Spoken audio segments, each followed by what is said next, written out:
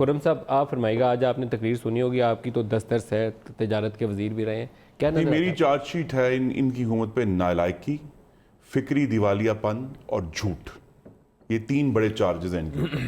دیکھیے میرا جو اختلاف ہے اس حکومت کے ساتھ, آئی تھنک ان کی تشخیص بالکل غلط ہے, اور اگر میں غلط کہہ رہا ہوں تو مجھے دیکھیے اس وقت پاکستان میں ملک صاحب کاسٹ پش انفلیشن ہے. اس کا مطلب ہے کہ پاکستان میں مہنگائی اس لیے ہو رہی ہے کہ آپ نے 40% پیسہ ڈی ویلیو کر دیا, آپ نے بیک وقت اس کے ساتھ ہی کاسٹ آف بوروئنگ زیادہ کر دی, آپ نے اس کے ساتھ جو ہے بجلی کی قیمتیں بڑھا دیں, آپ نے گیس کی قیمتیں 2 دفعہ بڑھائیں, پہلے 143 دفعہ, پھر 200%, اس کے بعد آپ نے کسان کے اوپر سے جو فرٹیلائزر پہ سبسڈیز تھیں وہ ہٹا لی. ہر چیز کے اوپر ایک کاسٹ, جو اس کی کاسٹ ہے, یہ ڈیمانڈ پل انفلیشن نہیں ہے کہ پاکستان میں اچانک اتنی ڈیمانڈ آ گئی ہے کہ جی اگر آپ انٹرسٹ ریٹ بڑھائیں گے تو ڈیمانڈ گھٹ جائے گی. پاکستان کوئی مارٹگیج والا ملک نہیں ہے جہاں لوگ انٹرسٹ ریٹ دیکھ کے فیصلے کرتے ہیں.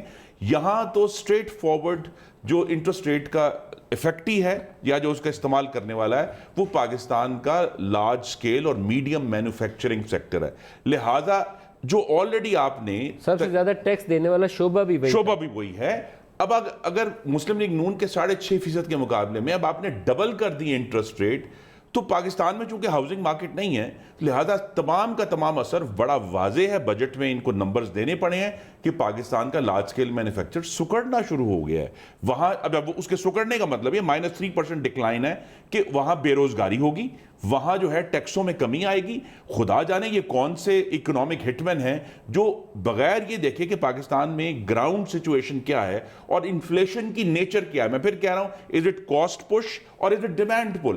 یہاں کاسٹ پش انفلیشن ہے, اور اس کا ایک جو آپ نے آئی تھنک جو کہتے ہیں نا جی اکنامک چیلنج آیا ہے وہ یہ ہے جس کا آپ نے شروع میں ذکر بھی کیا کہ 40% ڈی ویلیویشن کے باوجود تھیری یہ کہتی ہے کہ ہماری ایکسپورٹس بڑھنی چاہیے, ہماری 20-25% آٹومیٹکلی بڑھنی چاہیے. ہماری ایکسپورٹس ملک صاحب آپ نے نمبر آپ کے شاید سامنے پڑے ہیں, $24 کروڑ پچھلے سال کے مقابلے میں کم ہے, -1% ڈکلائن ہے $24 کروڑ کا. میں ایک ڈرانے والا آپ کو نمبر بتاؤں, یہ -1 تو پورے سال کا ہے نا, 12 ماہ کا. جون کے مہینے میں یہ جو ڈکلائن ہے, اٹ از 8.77%. جی 8.77, جب ہم نے 150 سے چھلانگ مار کے 160. لیکن ملک صاحب آپ نے اس سے اوپر والا نمبر نہیں پڑھا, جو مئی 19 سے جون 19 کا ڈکلائن ہے وہ اور بھی زیادہ ہے.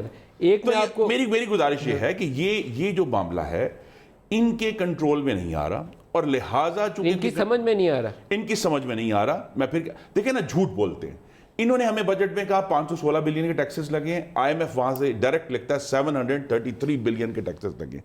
یہاں یہ کہتے ہیں جی ہم نے روٹی پر کوئی ٹیکس نہیں لگایا. بھئی جب آپ گیس کے اوپر ٹیکس لگا دیں گے, آپ فرٹیلائزر سبسڈی ودرا کر لیں گے, آپ دوسرے 1000 ٹیکسز لگا دیں گے, تو کیا روٹی کی قیمت نہیں بڑھے گی؟ ہم نے تو روٹی پر ٹیکس نہیں لگایا. بھئی روٹی مہنگی ہو گئی ہے, it is a fact on the ground, لیکن کہتے ہیں ہم نے ٹیکس کوئی نہیں لگایا.